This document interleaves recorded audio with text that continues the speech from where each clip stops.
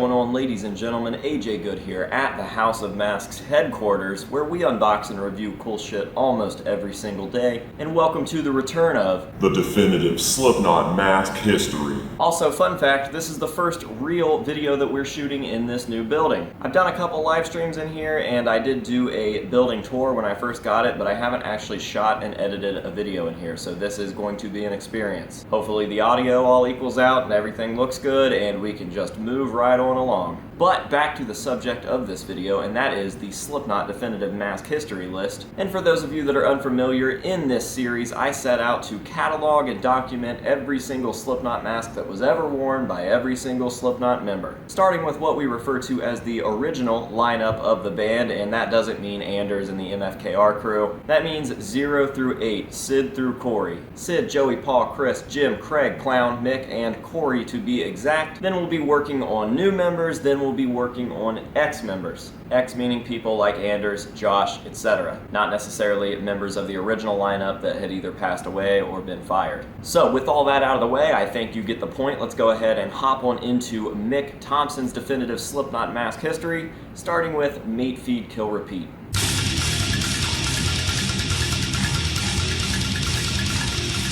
Alright, so before we really dive into the mask, as always, I gotta give credit where credit is due, and this video, along with all of the other Slipknot definitive mask history videos, are brought to you in part by my buddy Nico's website, slipknothistory.com. This is a full-on archive/catalog of pretty much anything Slipknot related. I would highly recommend going and checking it out. If you're watching this video, you are definitely going to dig Nico's website. So I'm going to be dropping the information down below.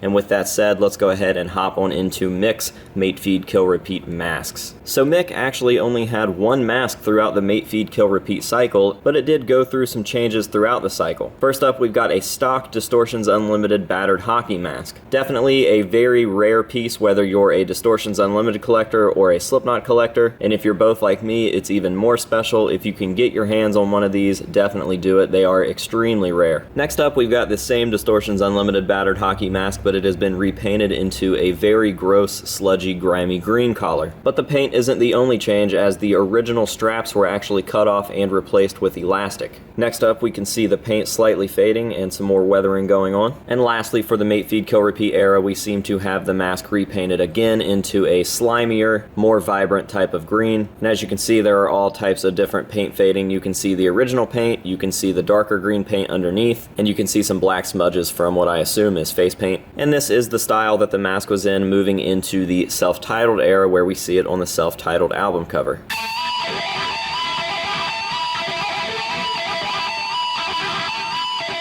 Alright, so clearly Mick's self-titled mask list has to start with the Distortions Unlimited battered hockey mask, but he didn't actually wear it that often. We never actually saw it wore live for any shows. We pretty much only have to go off of some photo shoots like the self-titled album cover, but he did continue to wear this mask, just not in a way that you would think. When Mick got his original black leather devil mask, he actually wore the Distortions Unlimited battered hawk underneath it. He did this for a few photo shoots, and it definitely gave a weird appearance. This takes us to the regular black leather devil mask. Now, he didn't use the original leather devil very long before switching to a new custom-made leather devil that was handcrafted out of leather from a template based on the leather devil. This mask was made to fit Mick a little bit better and was probably more comfortable to wear, and it only went through a few changes during the self-titled album as well. And another little fun fact about the early days of Mick's self-titled masks is that he actually didn't just wear the battered hawk underneath one of his masks. He was also known to wear a bondage hood at least once during Ozfest.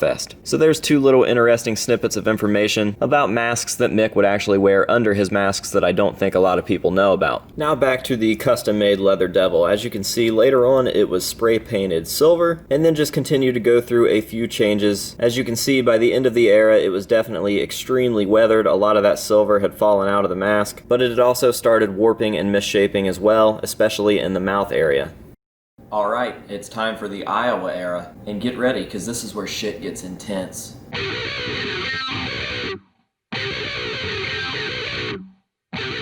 Alright, the Iowa cycle. The cycle with literally a mask. That's right, one mask. And guess the fuck what? It's the self-titled mask. It looks like it had been repainted silver yet again, and throughout the Iowa cycle it continued to weather. And that's the only difference, just some weathering. So there you go, there's the Iowa cycle. Let's move on to Volume 3.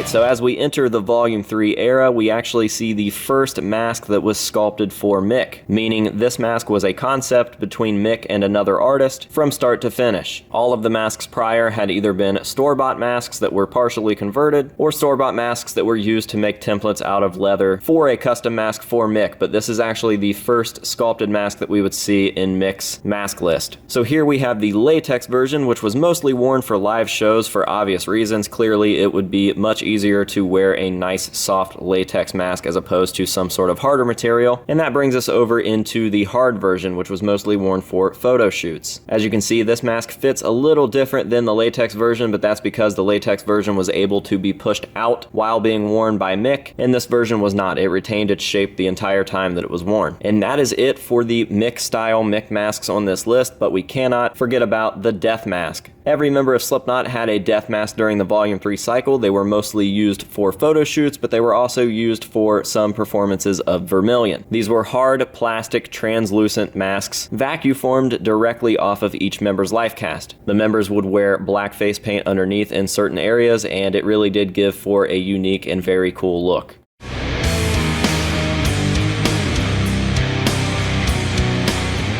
Moving right along into the All Hope Is Gone era, we of course have our good buddies, the All Hope Is Gone promo Purgatory Potatoes. And I'm just now realizing that even the people with long hair are bald, which is actually hilarious to me for some reason, because imagine if Mick didn't have long hair. Someone Photoshop that for me, please. Anyways, these giant papier-mâché masks were made to represent the band's big-headedness at this point in their career, and they were destroyed during the Psychosocial music video. They were actually burnt as a metaphor for the band kind of starting over and shedding the skin of their egos. Love them or hate them, they are a thing that exists. Next up, we've got the regular All Hope Is Gone Mick mask. This is the latex version, mostly worn for live shows, again, just like the Volume 3 mask. And then we once again have a hard version that was mostly worn for photo shoots. Interesting stuff here. Throwing some real curveballs out there. Who would have thought Mick's definitive mask history list would be anything like this, huh? We are less than 10 minutes into this video, and we only have 2 album cycles left, and that is 0.5 and We Are Not Your Kind, and obviously there's not a big amount of changes throughout those albums, so let's go ahead and get on into them and get this fucking list over with.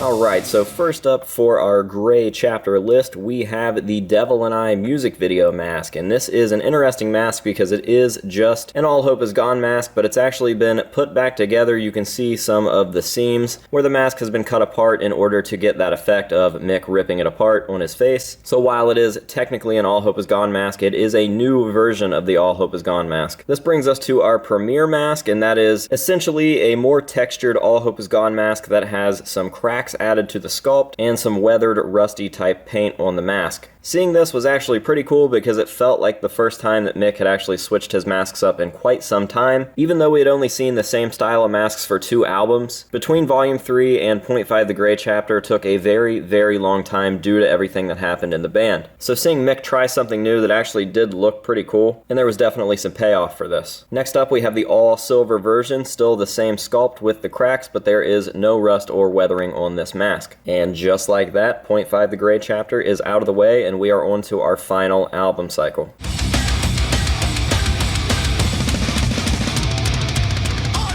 Alright, the final mask of the final era is the We Are Not Your Kind Mick, and we really haven't seen too much of this album cycle, and definitely not too much out of Mick himself. So while there are some slight changes from time to time, that is literally just weathering on the mask, all we have is this basic silver, very simple Mick mask. And that is it. And just like that, in record-breaking time of under 10 fucking minutes, we are done with an entire Slipknot definitive mask history list. Mick coming in at not only the shortest episode, but the least amount of masks, hands down. Who the fuck would have thought that? So now is the time where I'm supposed to tell you guys my favorite, but in all honesty, I really don't have a favorite Mick mask, so I guess I'll just say self-titled, because it's self-titled, I don't know. So go ahead and let me know what your favorite Mick mask is down below in the comments, and that is going to do it for this video. So thank you guys very, very much for watching. I hope that you've enjoyed it, and until next time, this has been AJ Good at the House of Masks headquarters, telling you to say no to drugs and alcohol, and we'll see you guys later. Yeah. I hate AJ Good. I hate AJ Good. I hate AJ Good. I hate AJ Good. I hate AJ Good. I hate AJ Good. Yeah, I love, I hate AJ Good. You need a fucking mask on. I hate AJ Good, so wanna ask for. It's me fucking poppin' wheelies, driving like the NASCAR. Mask on, mask on, mask on, mask on. You might see him off in traffic, he be moving around. I hate AJ Good, tag it